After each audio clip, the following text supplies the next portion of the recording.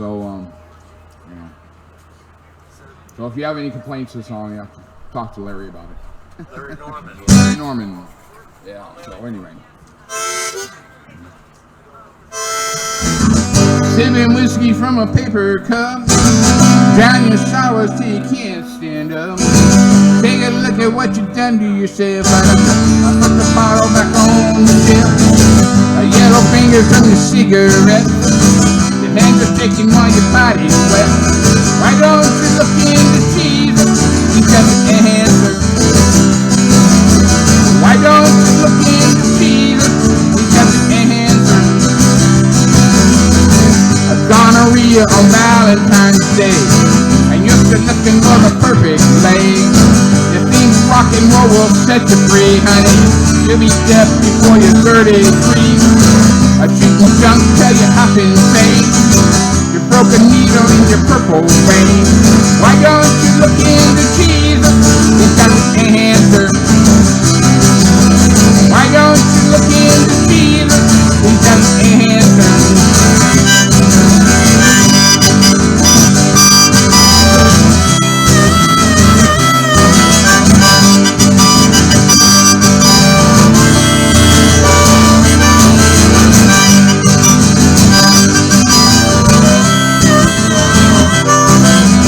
Why don't you look into Jesus? He's got the answer. You work all night, you sleep all day. I take your money, throw it all away. You say you're gonna be a superstar, but you never hung around enough to find out who you really are. Think back to when you were a child. Your soul was free, your heart ran wild. If it was different, I was real. You knew tomorrow would be better still. But things have changed, you're much older now. If you're unhappy and you don't know how, why don't you look into Jesus? He's got the answer. Why don't you look into Jesus? He's got the answer. Why don't you look into Jesus? He's got the answer. He's got the answer.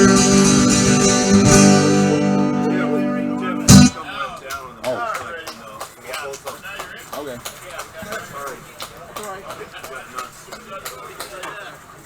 Don't know what y'all did here. Hey.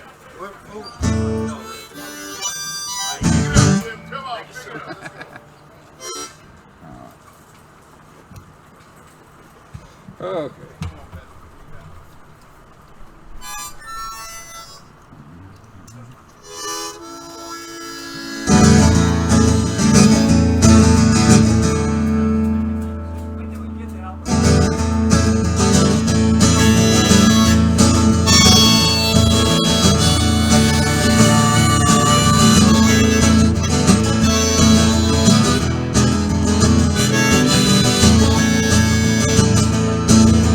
Alice is a drag queen, boy, somewhere between other bands that look at me, I'm trying to stay clean. I don't dig the radio, I hate what the politics. Rock and roll may not be dead, but it's getting sick. All over the world, the jockeys talk the same, and every time I play, I'm like the wonder where I came. Hell, the Rolling Stones, the Millionaires, the Flower Children, Paul Bear. Beatles said all you need is love, and then they broke up. Jamie took an overdose, Janis was so close. Whole music scene, and all the bands are pretty comatose. This time last year, the people didn't want to hear. They looked at Jesus from afar. This year, he's a superstar. Dear John, who's more popular now? I've been listening to Paul's record. I really think he is dead. That's an old hippie joke.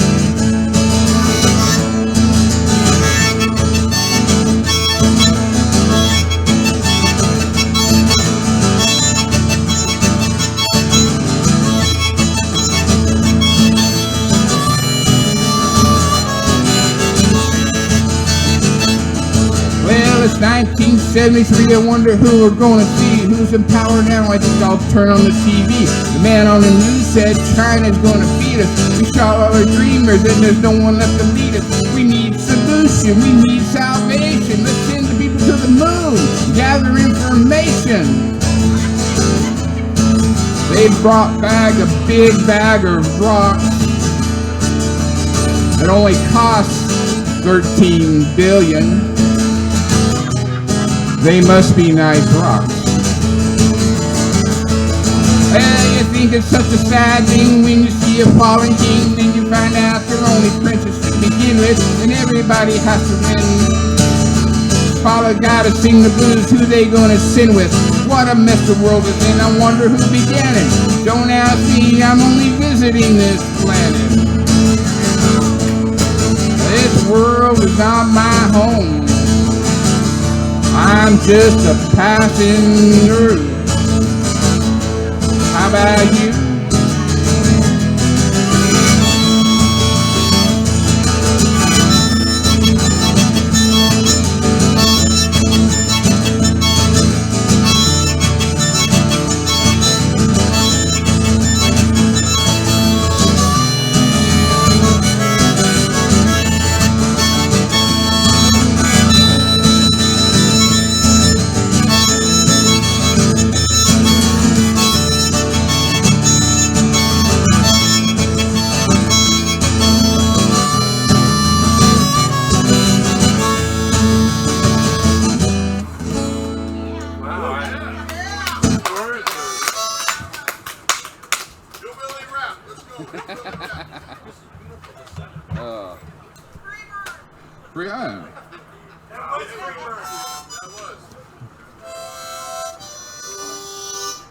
I hope this is not too political for you, but I'm going to do a song called The Great American Novel.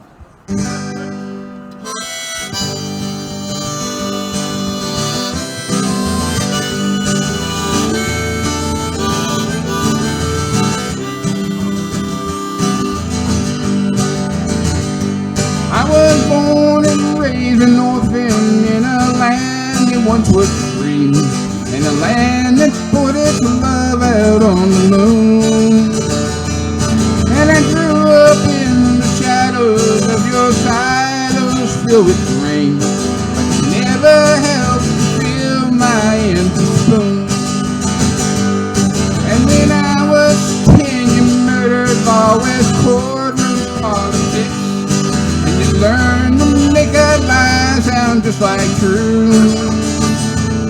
And I know you're better now, and I don't fall for all your tricks, and you lost your one advantage of my youth. You kill a black man at midnight just for talking to your daughter, and you make his wife your mistress, and you leave her without water. And the sheet you wear upon your face is the sheet your children sleep on. And it's every meal you say a prayer you don't believe, but still you keep on. And your money says in God we trust, but it's against the law to pray in school.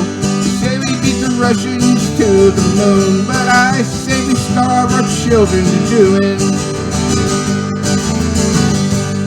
You are far across the ocean in a war that's not your own. While you're winning there, you're gonna lose the one at home.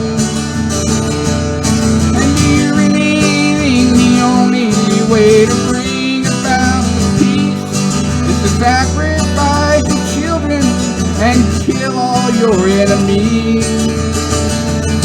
The politicians all make speeches while the newsmen all take notes, and they exaggerate the issues as they shove it down our throats. And it's really up to them whether this country stays afloat. Well, I wonder who will lead us now, and none of us was supposed.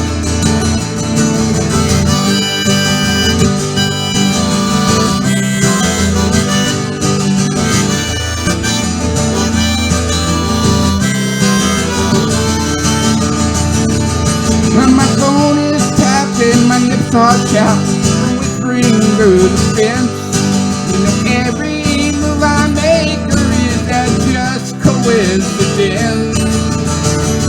You could try and make my way of life a jail if I promise to make tapes and slides and send them to the mail. And your money says in God we trust, it's against the law to pray in school. We say we beat the Russians to the moon, but I say we starve our children to do it.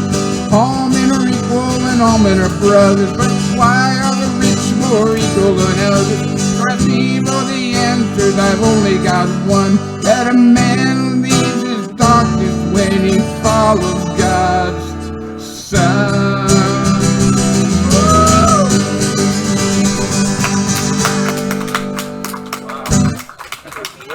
Great American novel. That was written back in 1971. Right after we landed on the moon. Yeah. I was just getting out of high school. I didn't graduate. I heard he didn't know how he was going to end that song until he got to the studio. Exactly, yeah. Got into junior high school. I'm going to slow it down a little. And this one's actually on my album. And it's actually a medley of 3 of his songs. So.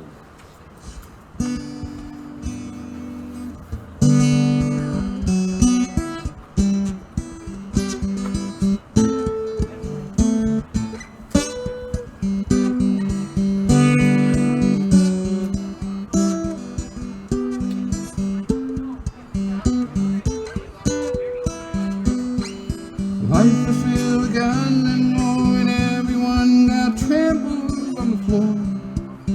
I wish we'd all been ready. Children died today through cold, a piece of bread could buy a bag of gold. I wish we'd all been ready. There's no time to change your mind. The sun has come and you've been left behind. A man and wife asleep in bed, she turned her head, he's gone. I wish we'd all been ready. 2 men walking up a hill, one disappears and one's left standing still. I wish we'd all been ready. There's no time to change your mind. The sun has come and you've been left behind. There's no time to change your mind. How could you have been so blind? The Father spoke, the demons died, the sun has come, and you've been left behind. You've been left behind.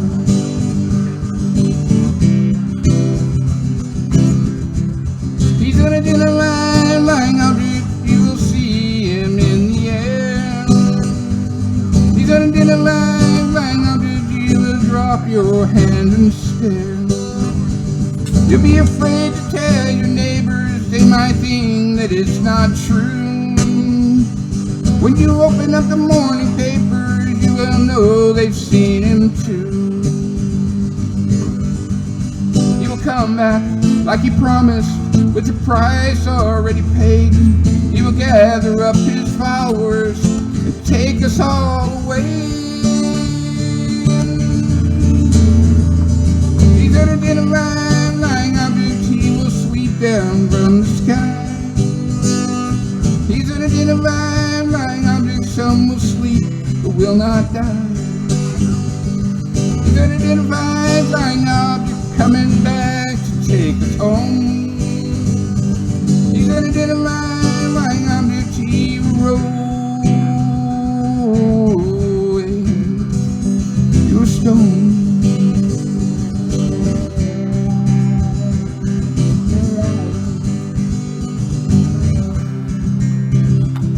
And if there's life on other planets, then I'm sure that he must know.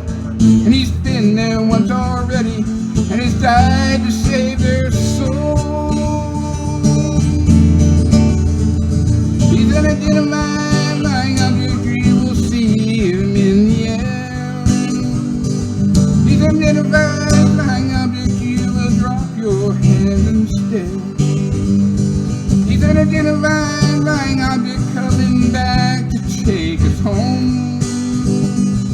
Then a gentleman lying on the evil road. You were stoned.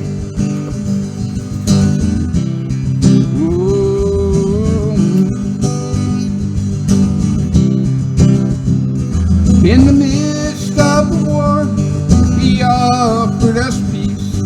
He came like a lover from out of the east, with the face of an angel and the heart of a beast. His intentions were 666. He walked up to the temple with gold in his hand, and he bought off the priest and proposition the land, and the world was his harlot and laid in the sand, while the band played 666. He served at his table and slept on the floor, but he starved us and beat us and nailed us to the door. But I'm ready to die, I can't take any more, and I'm sick of his lies and his tricks. He told us he loved us, but that was a lie. There was blood in his pockets and death in his eyes. Well, my number is up, and I'm willing to die if the band will play 6. If the band will play 6. If the band will play 666. Don't be left behind. Don't be left behind. Don't be left behind.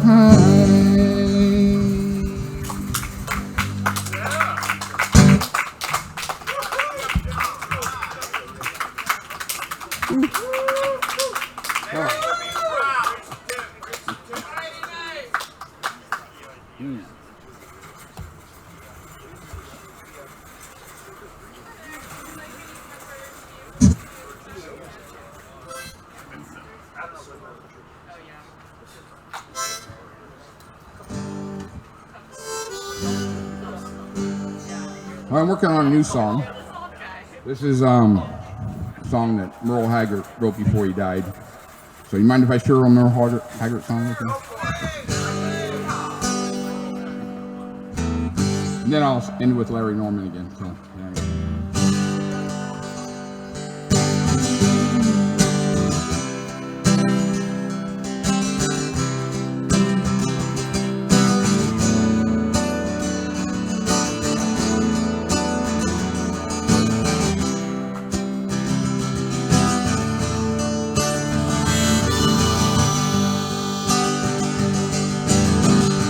I'm no longer a fugitive, and I'm not on the lam. I'm just a rambler. I am what I am, and I do what I do,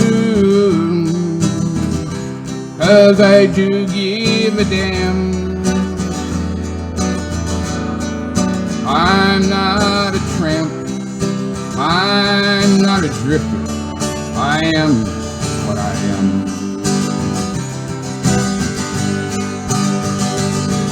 I won't be a slave and I won't be a prisoner, and I'm just a nephew to today's Uncle Sam.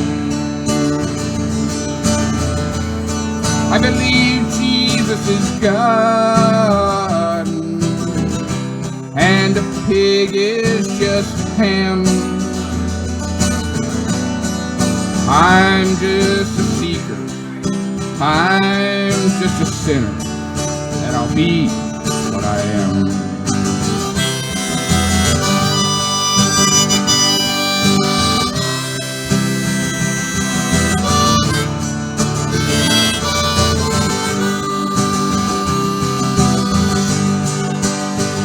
I'm no longer a fugitive, and I'm not on the lam. I'm just a rambler. I am what I am.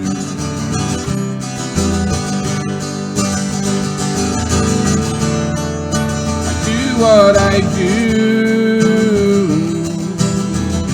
'cause I do give a damn. And I'm not a tramp, I'm not a drip, I am what I am.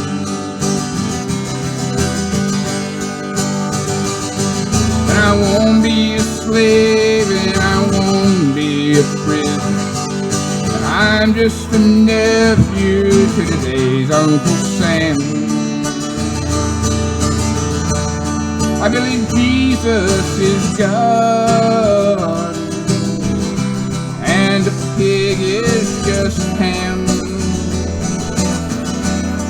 I'm just a seeker, I'm just a sinner, and I'll be what I am. And I believe Jesus is God, and a pig is just ham. And I'm just a seeker, I'm just a sinner, and I'll be what I am.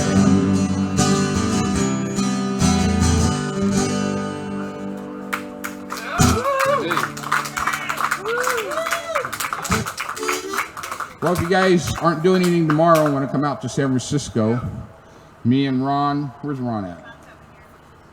Oh, there he is. I gave him tonight, I gave him the night off because we're going to play for 6 hours tomorrow at Fisherman's Wharf from 11 in the morning until 5 or 6 o'clock in the evening. So, and so if you aren't, huh?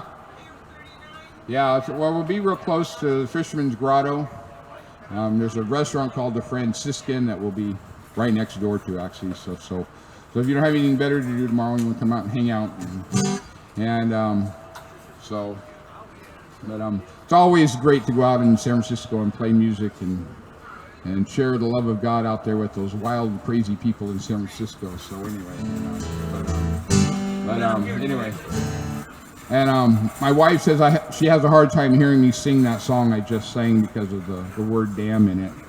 But, you know, we need to do what we do because we do care. And sometimes that's just the best way to say it. So, but anyway. So, anyway, I'm going to close with one of my favorite Larry Norman songs. Two more. Huh? I still only have 30 minutes, so. But,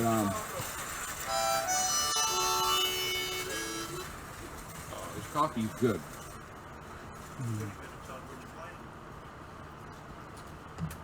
Let's see, now that it's cool enough I can drink it.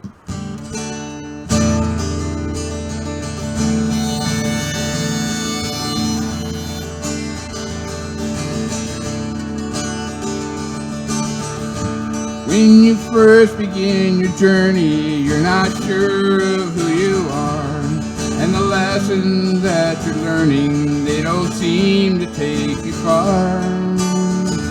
And you just can't keep from stumbling, though you try so hard to stand. And the truth can be so humbling when it's just beyond your hand.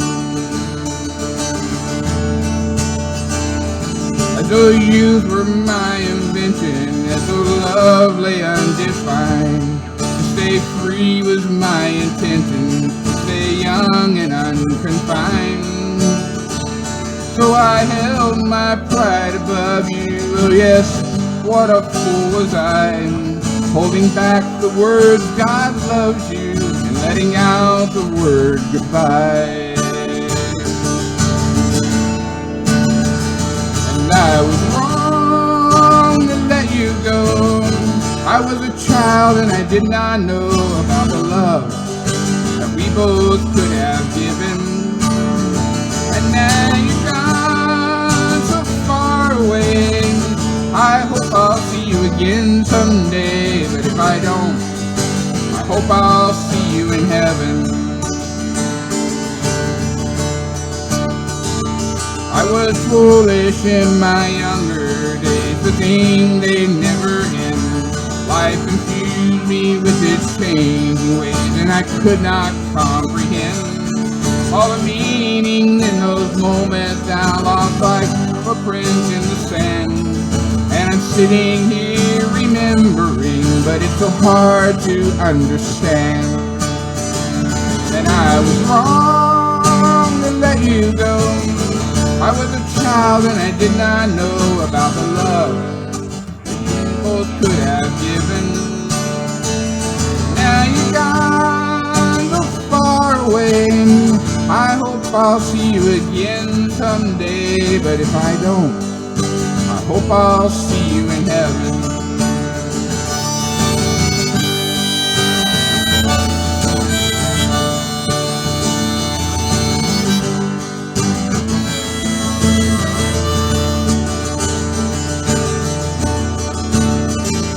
I've been sitting in this garden in the middle of my days, and my memories fade and harden as the years they slip away. And I've been looking in the mirror at the page around my eyes. Time is such an earnest laborer, precision is its neighbor. Lay my body in the ground, but let my spirit touch the sky. And I was wrong to let you go. I was a child and I did not know about the love that we both could have given. And now you're gone so far away. I hope I'll see you again someday, but if I don't, I hope I'll see you in heaven. But if I don't, I hope I'll see you in heaven. But if I don't, I hope I'll see you in heaven.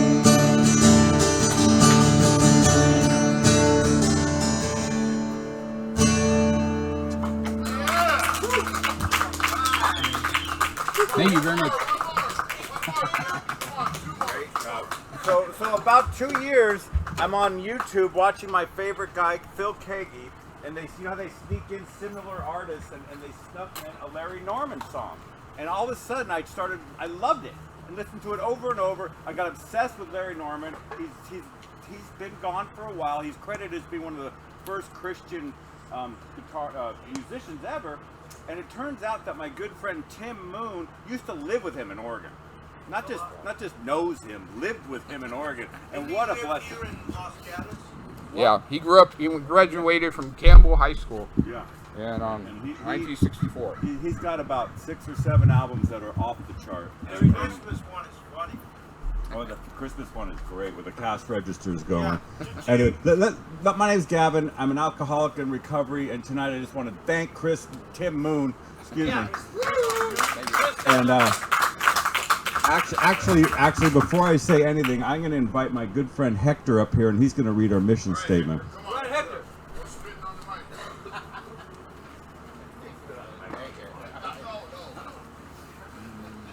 God is good, amen?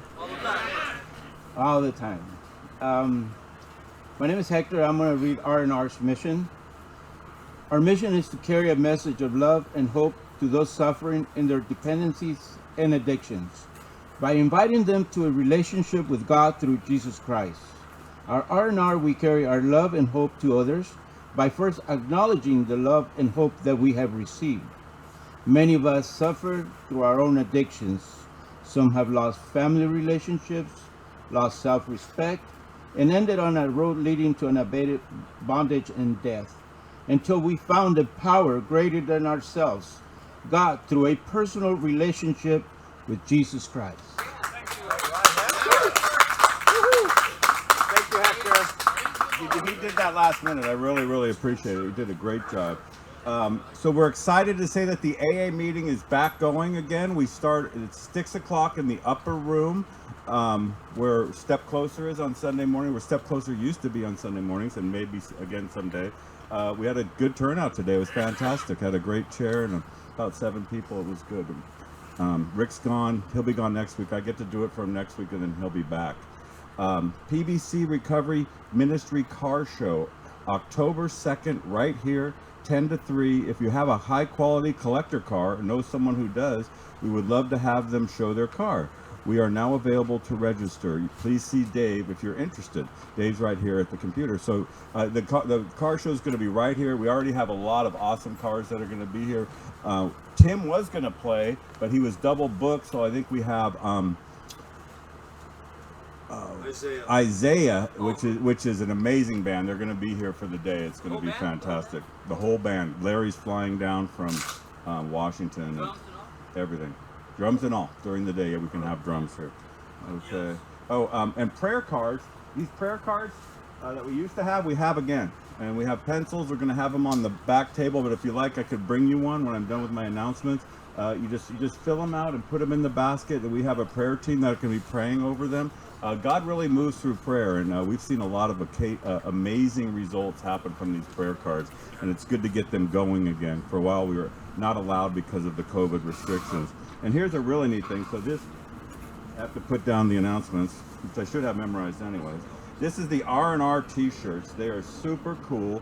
Only $20. They come in green or black, and also it said that, and red? Green and blue. Green and blue. Green and blue. Green and blue. It's a dark blue. It looks, yeah, it's a dark blue. See Dave or me or Bruce after the meeting. Will hook you up. Yeah, sell more if you had red. Oh, Triple X, he said, is it sold out already? Or you were joking about that? No, I'm serious. It's sold out already. Okay. Orders. We need food and drink servers. If you guys, service is the secret. If you guys want to help, you see the people who are bringing you the food and the drinks, those are positions that we could use help with. Let Bruce, me, or Dave know, and we'll get you hooked up. You just show up a little bit early and just lend a hand, and everybody would appreciate it. If you would like to read, if you'd like to read the mission statement that Hector just read, you could see Bruce or Dave or me, and we'll get you hooked up for next week or a future week of any that you would want to do it. Oh, you could also, we need people to be part of the setup and teardown team. See Dave or Bruce. Step closer, 9 a.m. right here. So we've been meeting at 8:30 because we've had a second service coming behind us. The main service is now back in the building. So next week we are back to our original time, 9 a.m. right here with music, coffee, great message, and sharing. It totally blessed me this whole COVID meeting out here. Yes, David. Just a thought. The main service are being twice per person. You can't go up to that. At some time we're going to be doing that, but not quite yet. It's not my call. You could talk to Bruce or Dave about that. Oh, and Steve Zeisler, just so you guys know, Steve Zeisler will be giving a message here this Sunday, and he's actually retired, but he was one of the main preachers here at PBC for years and years and years, and he always does a great job. On Sunday, July 28th, from 10:15 to 10:45, we'll have a time of sharing and remembrance for Guy Offit, a member of our spiritual family who went to be with the Lord April 13th. Everybody remembers Guy. He had kind of a hard life. He always showed up, knew a lot about Christ. He loved the Lord. He had to have his leg amputated a month or two before he passed, and then unexpectedly or expectedly in God's time passed away. So we're going to be remembering him here on the 28th. So what we're going to be doing is from 10:15 to 10:45, kind of like at the end of our regular church service here, we're going to take time to remember him and have a little time for sharing for people who know him. He was a part of our family.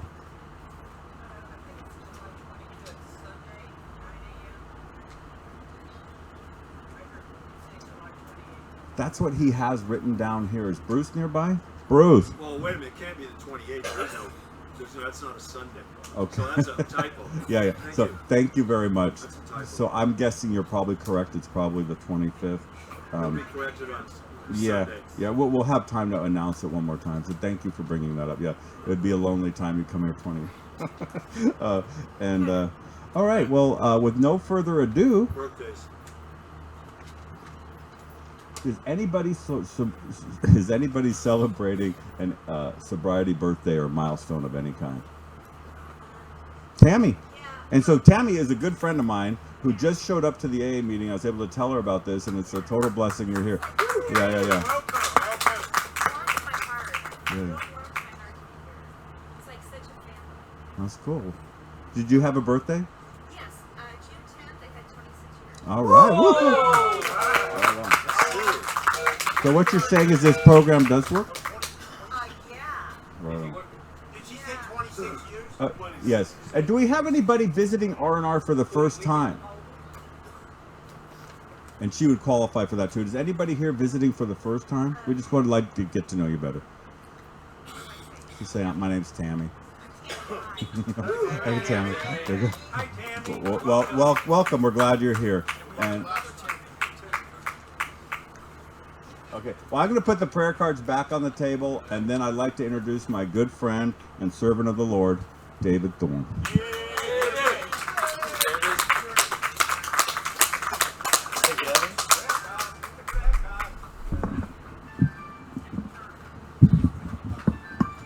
Probably don't need that. I talk real loud, so. Gavin, where'd you go? Just make sure that when I'm on camera there, I can't adjust it for myself. Sometimes this quits on itself.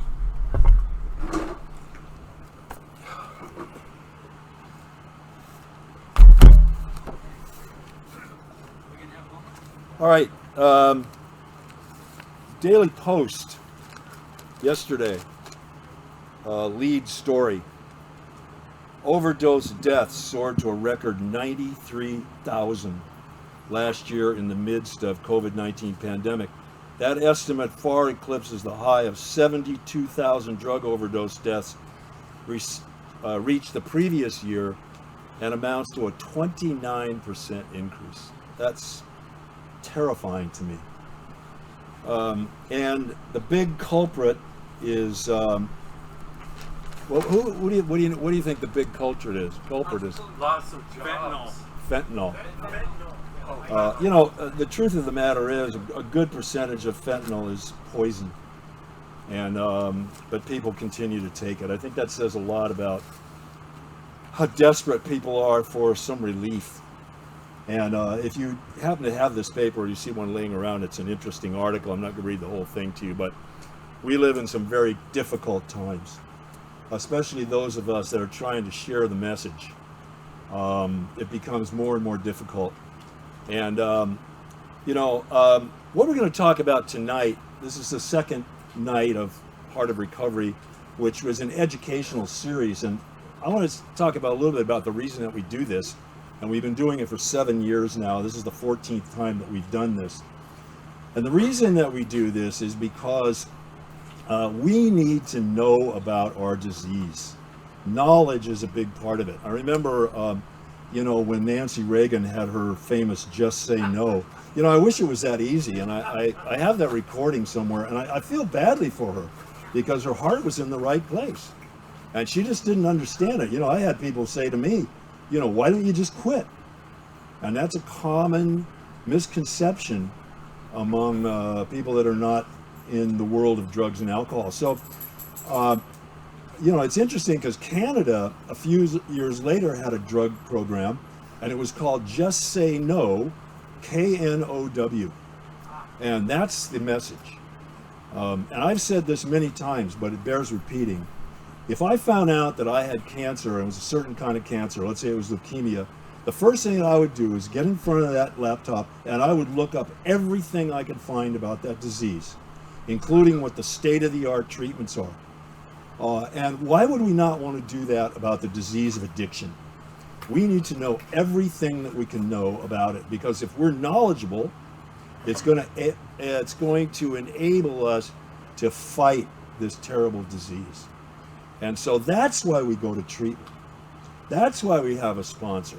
That's why we go to meetings, because we need to learn, and that process never ends.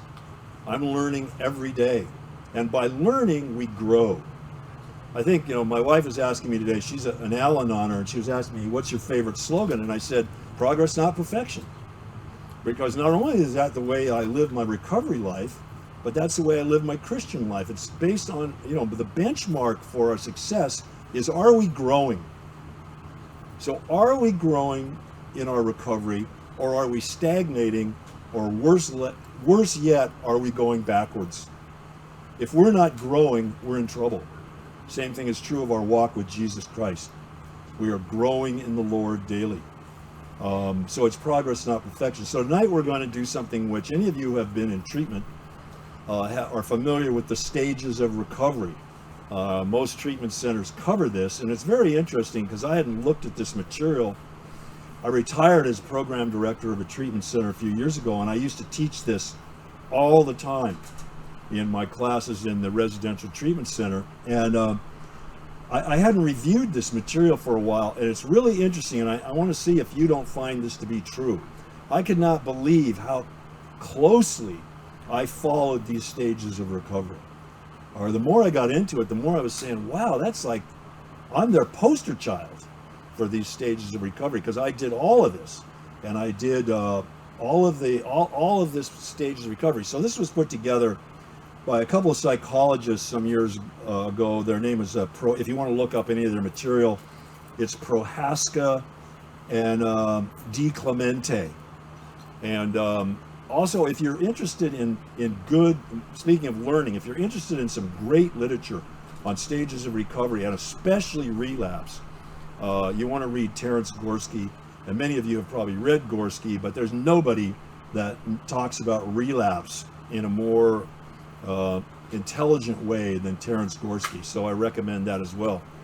So Prohaska and Di Clemente came up with this stages of recovery, and there are 6 stages of recovery, and one of them there's 5 stages of recovery, 6 stages, and one of them is not always thrown into this mix, and we'll talk about why when we get to the last one. So the first stage of recovery is what we call pre-contemplation. And this particular stage is characterized by a lot of denial, and there is no reduction whatsoever in the use of drugs and alcohol. As a matter of fact, during this stage, it may actually be escalating. But this is a stage where family and friends are sending clear messages to us that our drug and alcohol use is out of control. And so I remember how this stage, when I was in this stage, my wife and my 2 daughters took me on a picnic on Father's Day, and they said, "Happy Father's Day, you drink too much." And I was like, really? And of course I denied it and made all the excuses that we all make. And I've talked about this many times, because this is what this stage this is a perfect example of this stage. The whole time that they're pouring out their hearts about this to me, the only thing I could think of is, wow, they're on to me, and I'm going to have to be a lot sneakier, because there's no way I'm going to stop this. So I'm going to have to figure out a way to do this and not have them so aware of it. This is unbelievable. You don't think this disease isn't insidious? I'm sitting there with the people that I care most about in the world, and I'm trying to figure out how to, pull the wool over their eyes. There's something very wrong with that. That's just how powerful this drug is. The addict at this point generally believes, and this is where the denial comes in, generally believes that he's got it all under control. And I was a perfect example of that. What are they talking about? Drink too much. And denial, therefore, is a major part of this stage. Here's another thing that happens in this stage, and particularly as we relate to these people that are now confronting us, and that is, I can quit anytime. Anybody ever say that before? Yep. I can quit anytime, and I only do this to relax. My go-to thing was, I was under so much pressure in my job that I needed this release. That was my justification. Of course, my productivity was going like this, while my drinking was going like this, but that's a whole nother story. And the addict during this period will continue to use at the same rate, and they might even increase their usage. I think I probably increased my usage when they laid that on me. because obviously the way to deal with this family crisis was to get drunk, right? That always solved everything for me. And they absolutely see no negative consequence of their drug use. None. They're shocked that anybody would think that it was a problem. You know, it's like we always talk about other stages of recovery. How about this one? First stage, fun. Second stage, fun with a few problems. Third stage, nothing but problems. I was already in the third stage at this point. So that's pre-contemplation. Somebody's making us aware of it, and we have no idea, we have no hint that we're going to do anything about it. In fact, quite the contrary. We're going to try to figure out how to get away with it. The second stage is what we call contemplation. And this is the stage where the addict begins to see that this actually is an issue. It's not an issue yet for him, but he's seeing that it's an issue for some other folks. And especially he's aware of the effect that it's having on other people. And that's one of the things about this disease. We don't do this in a vacuum. If you think about it, there is no way, no scenario in which we can be a drug addict or an alcoholic and not affect somebody's life in a major negative way. No way.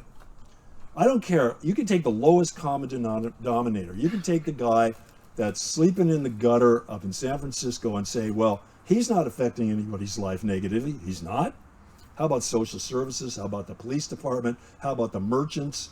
How about the hospitals? How about the emergency rooms? It's impossible.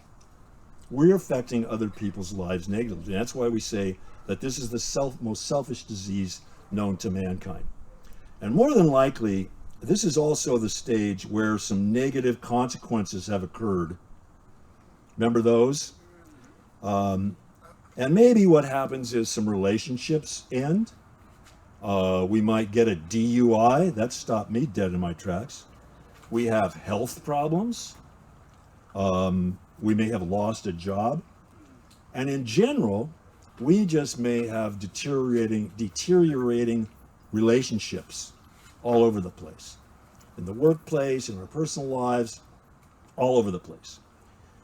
So this is also generally, in my case, it was the first stage where this happened, but this is also the stage where often an intervention of some sort takes place. And that intervention, by the way, don't ever get involved in an intervention that's not conducted by a professional. Don't ever do that. It's not going to work. And that's what my family tried. God bless them. They didn't have a clue how to do it. So if you're going to have an intervention, that's wonderful, but you better make sure that you get some professional involved in it. And the intervention that might take place may be that you're in jail. That's sort of an intervention, isn't it?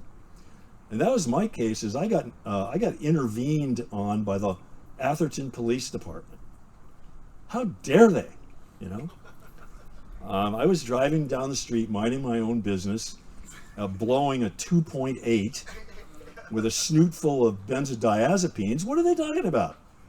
I'm perfectly okay to drive. The addict may start to consider in this contemplation, that's what contemplation means, may start to consider making a change, but typically they're displaying a lot of ambivalence. So they're back and forth. Well, maybe I will, maybe I won't, maybe I should, maybe I shouldn't, you know, all of that kind of stuff. But at least we're having a conversation with ourselves. There's something to be said for that. And they also might want to try to bargain with their loved ones. And that usually looks like, hey, I'm going to cut out the tequila and the vodka, and I'm going to do beer and wine, and then everything will be hunky-dory. An ounce of alcohol is an ounce of alcohol, my friends. Doesn't make any difference. So that's a good one. That always works really great, too. Here's one that I did. I'm going to only have 2 glasses of wine a day at night. And then about 2 days into that, I'm like, okay, I had a really hard day at work. I'll just do an extra one today, and then I'll cut it down to 1 tomorrow, 3 today, you know, that kind of thing. That never works. That stuff never works, you know. But we all have anybody that didn't try that here? I mean, come on, we all tried that kind of stuff. Or the other one I love is I'm just going to do marijuana. There's a good one, because marijuana is not addictive. I got news for you. It is very addictive. And that's why I don't understand the legalization of this. And it's all based on the fact that they sold this bill of goods that is not addictive. First of all, it is addictive by scientific proof. The gold standard for addiction, or something being addictive, is how a lab animal will self-administer the drug. They will self-administer THC until the cows come home. Or maybe it's cows they're using, I don't know. But anyway, it is very addictive. And I got to tell you, there was a time in my life when I smoked marijuana all day, every day. And the only thing wrong with it was not having any. And that was a problem. I can't tell you how many times I got down to that little sandwich baggie with the sticks, you know, sticks and stems, and I panicked. Panicked. If that's not addiction, I don't know what it is. Panicked. I can remember going in my Volkswagen bus, rolling around on the floor in the back, looking for pieces of hashish and smoking every chunk that I found in there. Most of the time it was like a pebble, or worse, you know, fertilizer I was hauling or something. I mean, really, and it's not addictive. Okay, well, thanks for pointing that out, Governor Newsom or whoever, because it sure as hell is, and we're going to pay the price for it as a society. I guarantee it. Especially the strength of it today. I mean, I used to get ripped to the eyeballs on some of this hashish I used to buy, and it's nothing THC-wise compared to what they have today. So it's not a joke, and it's filling up. It's filling up our emergency rooms with all kinds of folks. Colorado, they're beating a path to the emergency room because of this. So anyway, addicts are likely to stay in this stage for a considerable period of time, and generally what has them move on from this stage is when a major life event forces them to take action. In my particular case, it was a nasty, nasty DUI. And you know what? That was it. That pushed my family right over the cliff. They picked me up the next morning from jail. They said, don't even think about going home. We've got it all set up. You're going to Mills Peninsula Hospital. You're going to go detox, and you're going to go into their program. It's bought and paid for. Forget about it. And if you're not successful, bye-bye.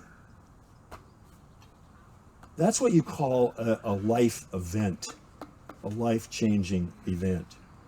So that's usually what it takes for people to move into the next stage, which is stage 3, which is called preparation.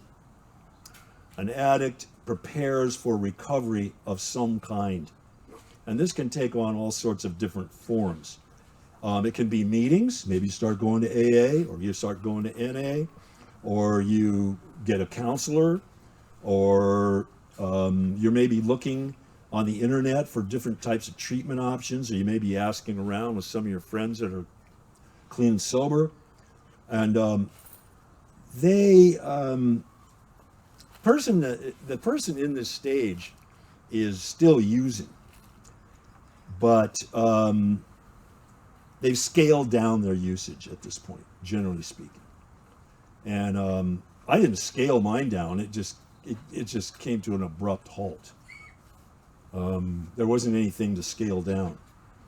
And so I had a medically supervised detox, which, by the way, alcohol is the only drug that absolutely requires medical supervision for detox, or you could be very dead. Even heroin, as horrible as that withdrawal is, no one's ever died from that. They just wish they were dead, but they haven't died. But alcohol, very serious. The night that I went into Mills Peninsula Hospital, I had a room by myself. They brought a guy in at 2:30 in the morning, and he had a grand mal seizure and died before they could even get any medication in him. And that got my attention. That definitely got my attention. I said, what in the world have I gotten myself into? Is this what it is? Is this where I'm going to end up? So they also may again try to sell their loved ones. Still, you know, a little ambivalence here. They may want to try to sell their loved ones on some kind of compromise. You know, well, I'm going to cut down. You can supervise that. Again, I'm going to switch over to beer and wine. I'm going to just smoke marijuana. All of that kind of stuff. Trying to cut a deal, basically, is what it is. But this is the first stage of the 6 stages where they may admit to an addiction rather than doing it for enjoyment. That's another interesting and insidious thing about this disease. It was years. There were years towards the end of my run that I had no fun whatsoever, because I had made that wonderful transition from psychological dependency to physical dependency. I had now put myself in a position where my body required alcohol, required it. And if I didn't put it in there, it told me about it in a hurry. And that's a scary thing, because you're no longer doing it for fun. You're just doing it to survive, basically. It becomes a matter of survival. And they may entertain in this preparation stage the idea of seeking some professional help or entering treatment. Now we move into stage number 4, which is action. And this is the most important stage of the recovery process. Because guess what? You're actually going to do something other than just talk. You're actually going to do something. And some of the options that people have available to them, they may start an inpatient program. They may start an outpatient program. And they may agree to that point to having a medically supervised detox as part of the package. I wouldn't take anybody into our treatment center unless they'd been detoxed, because I didn't need to have people dying on me, you know. Now we finally got a doctor who did the detox there, but you have to, that's a whole different situation. And of course there you start running the problem with the guys who come in and get detoxed and then goodbye, you know. And then there's a lot of that as well. So they're going to learn in this stage, when they go either into inpatient or outpatient, they're going to learn about the disease model and how addiction became a part of their life.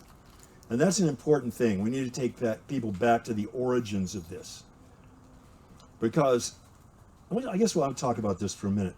And that is, there have been a lot of conversations about what the cause of addiction is.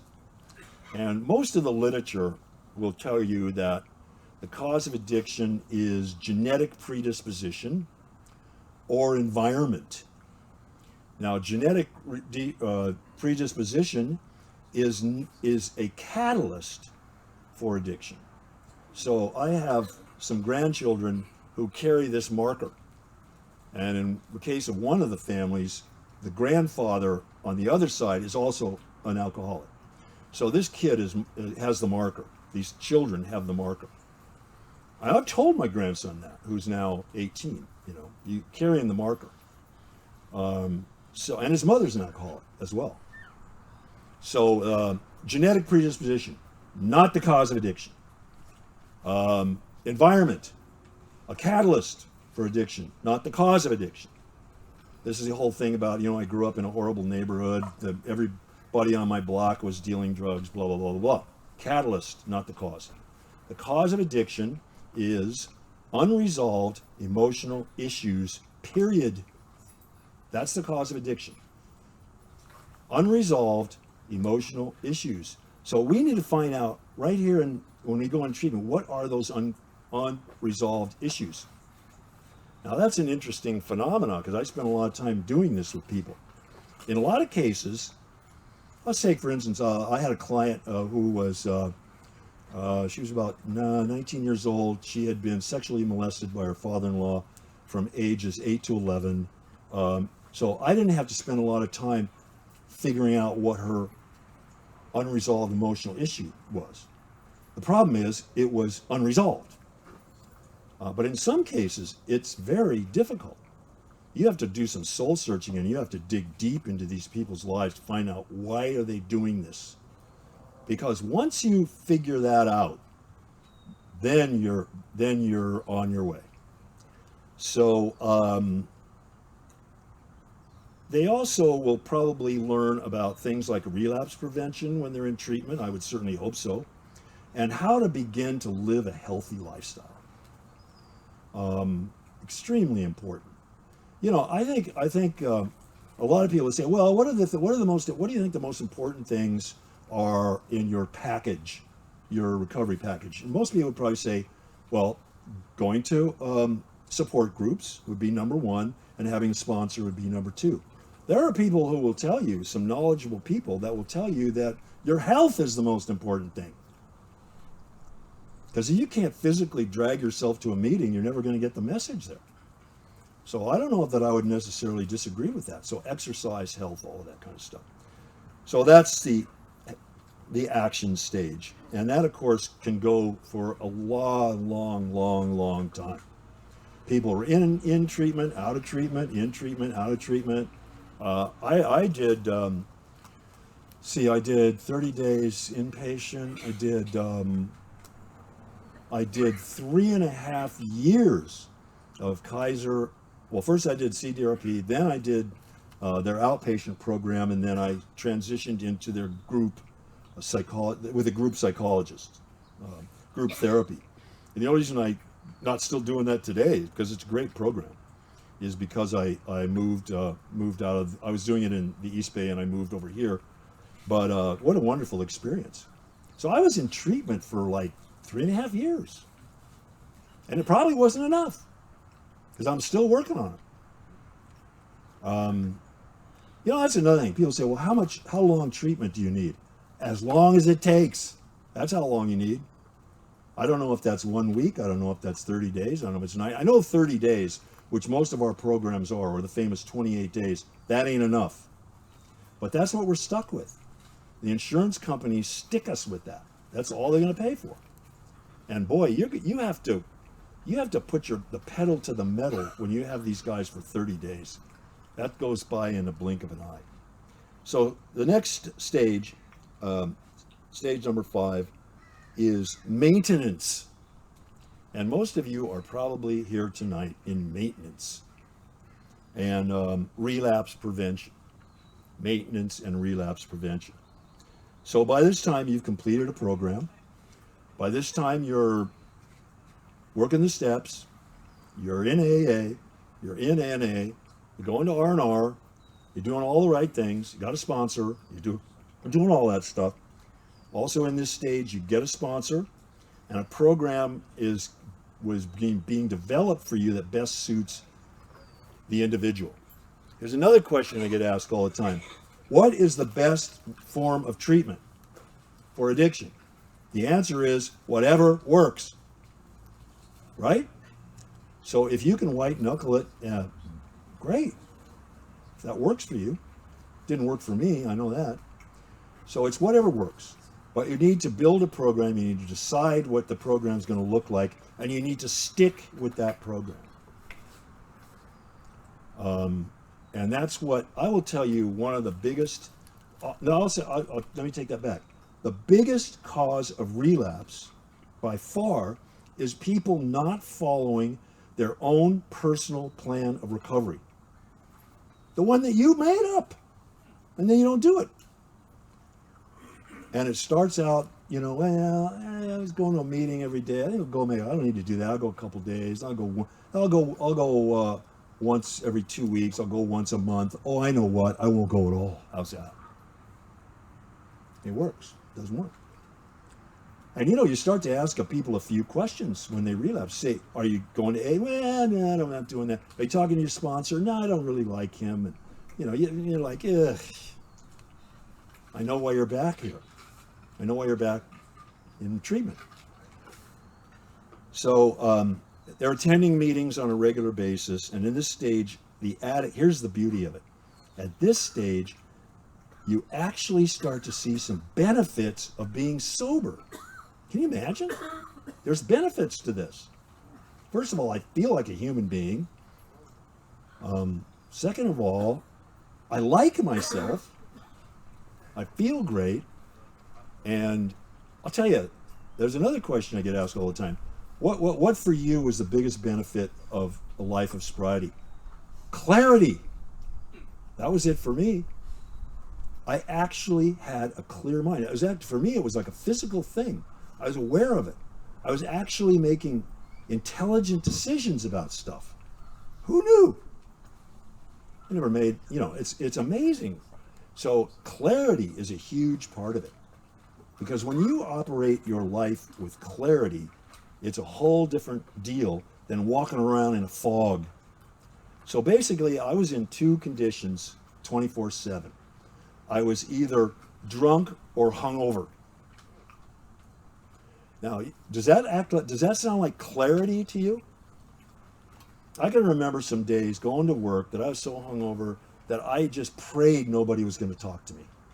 Ever have that? Please don't talk to me. And God forbid I had to do any work. I just wanted to sit at my desk for 8 hours and try to live through the day.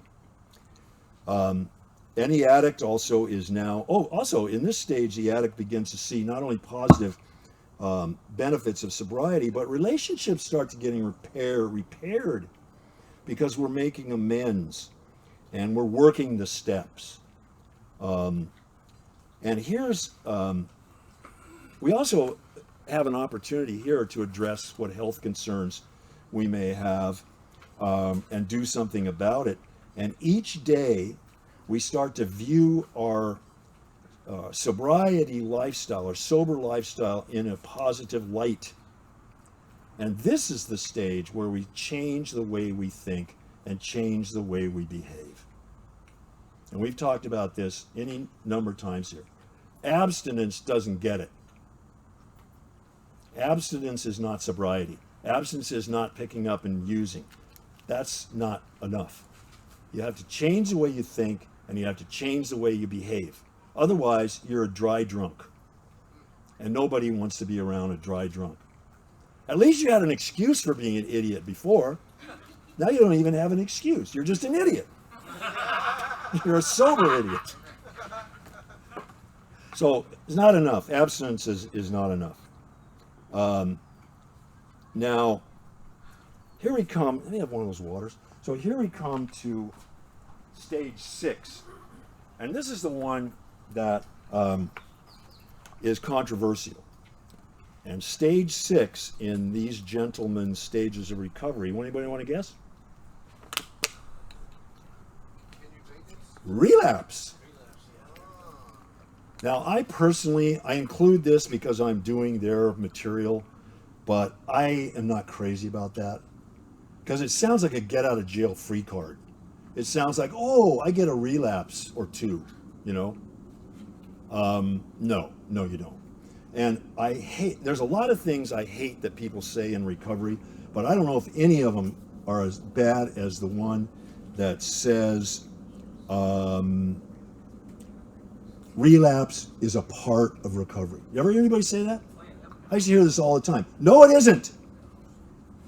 It is only a part of recovery if you make it a part of recovery. It's not a get out of jail free card. You don't get a relapse. And the other thing I hate to hear people talk about is slips. That makes my blood boil. There's no such thing as a slip. It's not a slip, my friend. It's a relapse. And the reason you want to call it someone else is you want to try to justify it. What is a slip? That means to me that you use some kind of drug or alcohol that you shouldn't be doing. No, that's a relapse. Let's call it what it is. Let's get our terminology correct. So if you're around me, don't talk to me about a slip. Yes?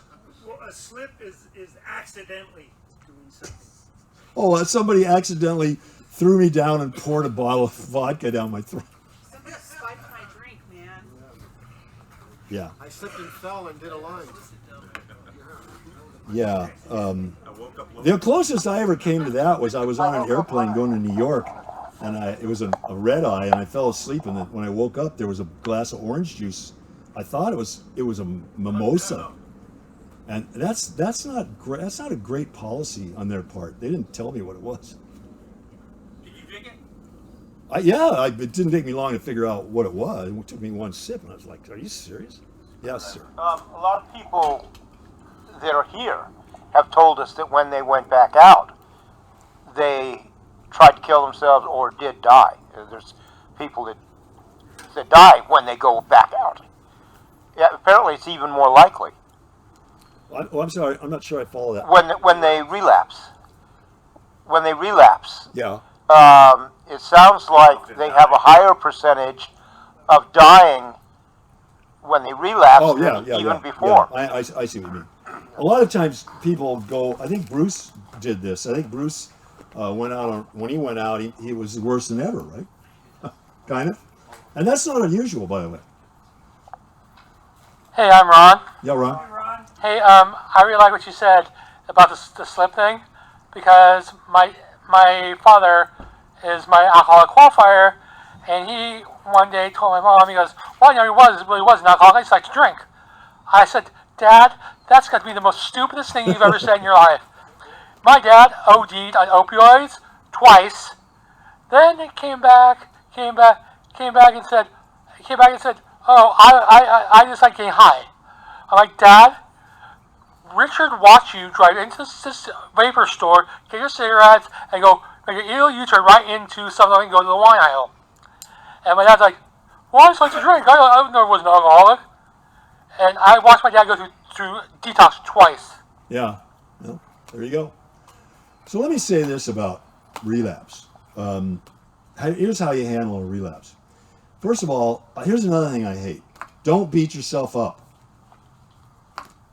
Did anybody ever actually do that? Not beat themselves up? So my suggestion is you beat yourself up, but make it short. And when you're done, set a time limit on it. And when you're done with that, then get back to business. That's all I can say. Yeah. I have another relapse left in me. I do. Reality. What I don't have is another recovery. That's amen. Amen. All right, so that's, yes, ma'am. I Sandy. wondered if there was anybody here who deals with OA in a serious way. You know, I've heard it joked about, you know, we all eat too much pizza, this and that. But I've got a serious problem in that area. And I haven't heard anybody really talk about it in a way other than kind of a joking. It's just, you know, it's like any other addiction. It's addiction, and it's a very serious one. And I think when by the way, I'm really glad you brought that up, because I want you to know that we're not just about drugs and alcohol here. We're about addiction. That's what we're about. And I'm talking about OA. I'm talking about pornography. I'm talking about addicted to pornography. Let me tell you something. Video games are a problem.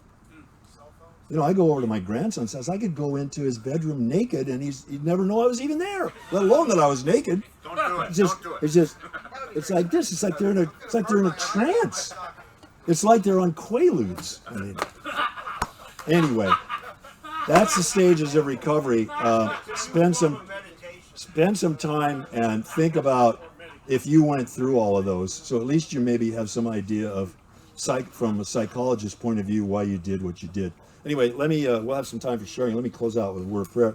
Our gracious Heavenly Father, I couldn't be sober without you, and without your love and your gift of your Son on the cross. To me, there's no other treatment comes close to that. And thank you for that. Thank you for coming into my life.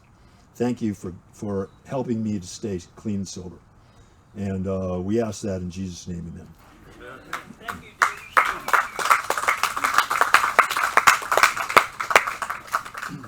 Thank you, Dave. We are going to open it up for sharing, but I'm going to start. One of the things Dave didn't mention that we're really blessed to have him here, he spent the end of his career. How many years in the recovery field? 15 years as a counselor, and those two things that he said, I can personally say. My brother, who I love, passed away from detoxing without a medical detox, and his last text to the girlfriend was to get him a pint, which could have saved his life. But he already had a heart problem, and he went into DTs, and we lost him, and it was tragic. And then his sister, my stepsister, he's my half brother. My stepsister, I was talking to my brother, my other half brother, and he told me about the intervention that they attempted on her, and they had no idea how to do it. And he said his and her relationship ever since has been estranged, and she's still drinking. So not doing that without a professional. I never heard that. I didn't know that you needed a professional intervention. By the way, in the old treatment centers back in Bill Wilson's day, that's how they detoxed you. They gave you the first thing they did when you walked in the doors. They gave you a drink. Yeah. Oh, that white lightning! I heard people like went out for a day or two, and they called it the cure. Yeah, but they said they used to dry him out in a hospital bed for 2 or 3 days before they go talk to him. And it's cool. It's in the old timers. Anyways, now it is your time. Anyone who would like to share. Joey, William is going to come by. We don't know what to call him anymore. Joey or William, he'll come by with a microphone, and we'd love to hear from you on the topic of recovery. And next week, we're going to be looking at networks, building a network for recovery to help build it up and have safeguards built into your recovery. Yeah. It's going to be powerful. It's going to be incredibly awesome. Hi, I'm Tammy, and I'm an addict. Hi, Tammy. I really appreciate what you said about. Now it's gone. I'm studying addiction therapy as well. I'm going to school right now to get my addiction therapy degree, associate's degree in alcohol and drug studies, and then I'm going to go on and be a social worker. But it is true that we, definitely need to detox for alcohol with medical, but. Whenever you go to help someone out, the buddy system is very helpful. You don't want to ever go trying to help out somebody that's still in the grips of their addiction, knowing that your grip is just as tenuous as theirs is on any given day. So the buddy system is always really important. And I watched a movie last night. It was called Body Brokers. It was about treatment centers and how they were. It was the newest gold rush. They talked about the number of people that have died of overdoses in this country is more than World War I, World War II, Korea, Vietnam, and the Gulf War combined. So, overdosing and that kind of thing is very real, and it's very scary. Yep. Anyway, that's all. Thank you,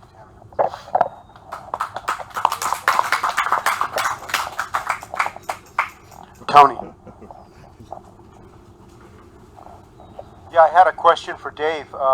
The 3.5 years, he referred to it as a certain term, but was that psychological therapy to deal with the issues that caused the addiction? Oh, yeah. And what did you call it? Unresolved emotional issues. No, the program. Did you call it the program? Is that classic group therapy under the supervision of a psychologist. This was at Kaiser.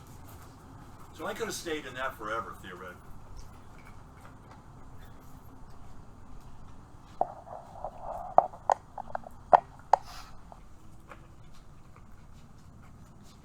Hi, I'm Ron again.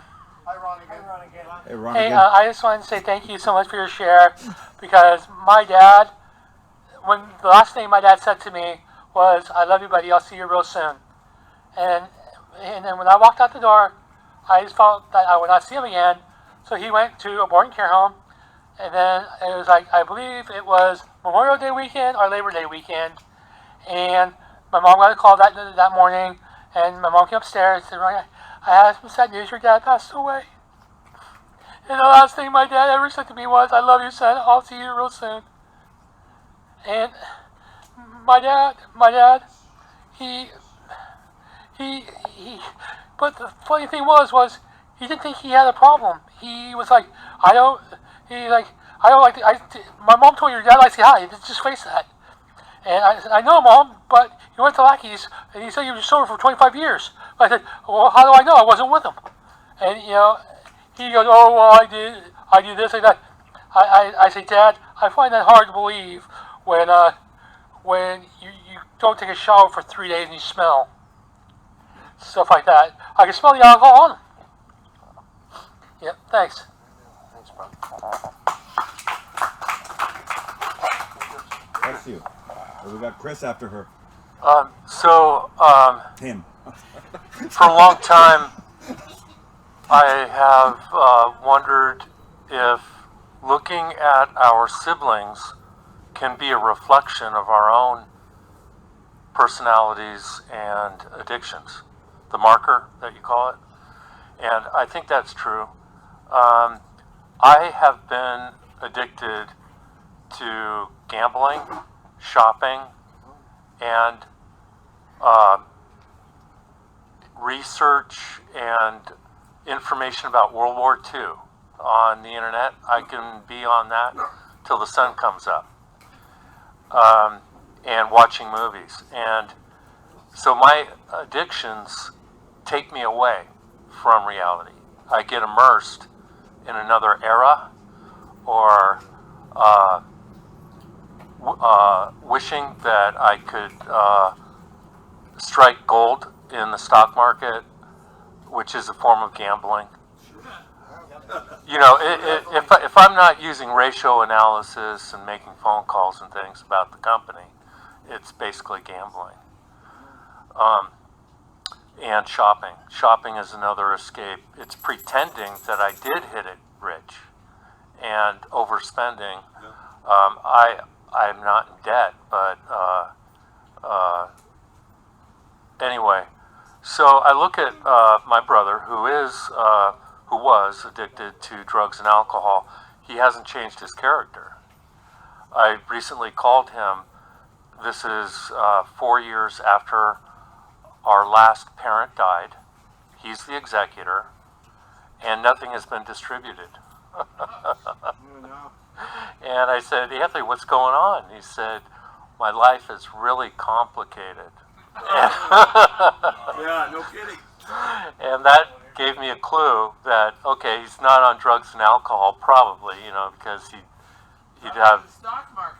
that would show up, maybe. So he got run over by a car, and he said that complicated his life. And I said, how did that happen? He was in the crosswalk, and he instigated road rage, I think, in my opinion, because he didn't sue the hit and run. He was in the crosswalk waving goodbye to his friend that he just got out of the car.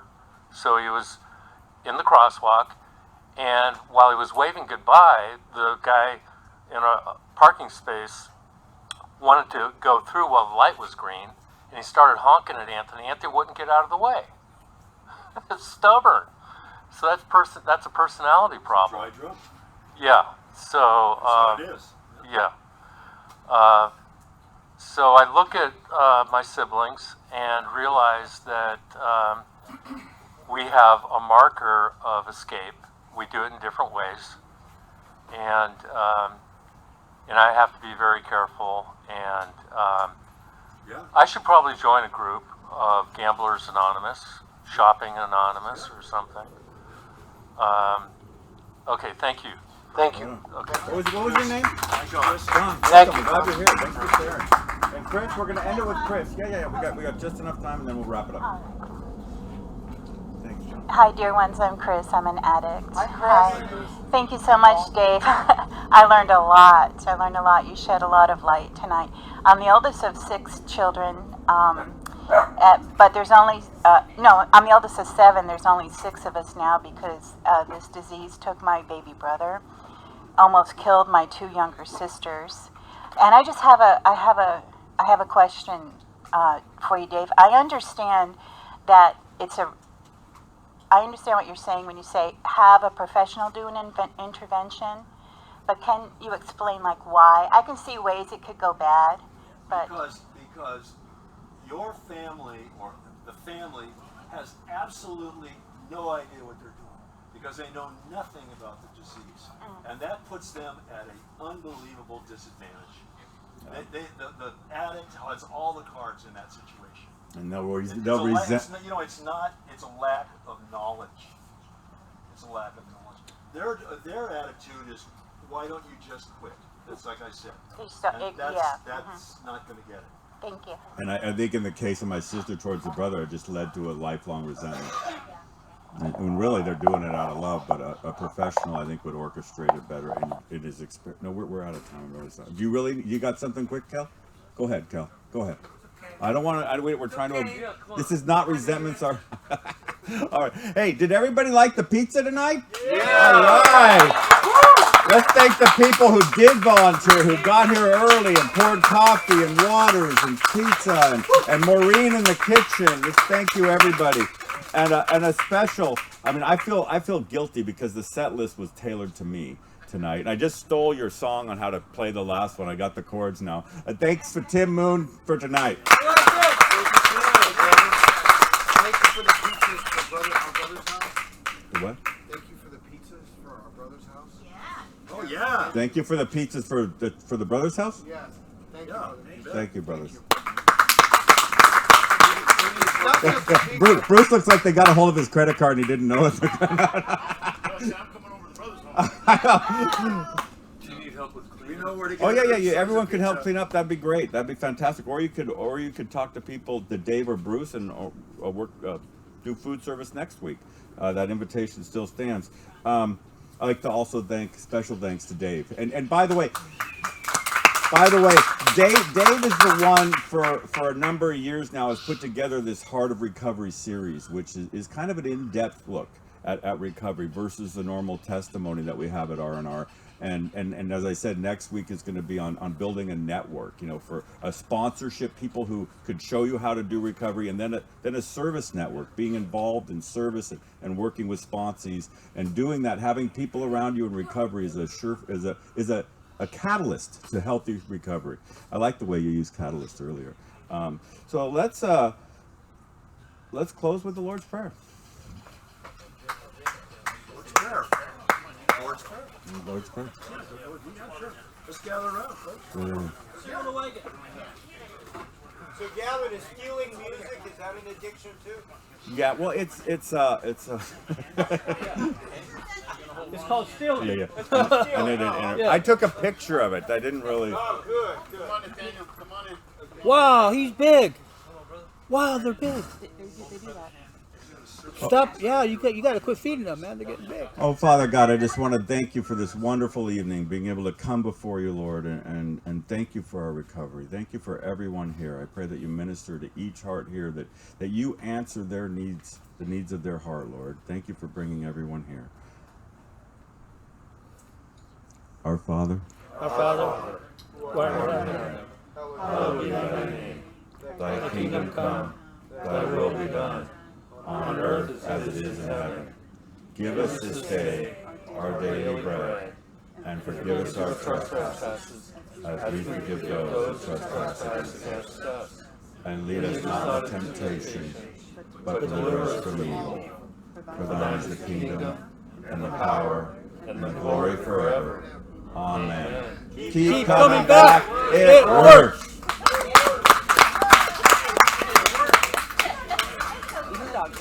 Oh, I love that doggy. That doggy's so cute. Weston? Weston? Weston.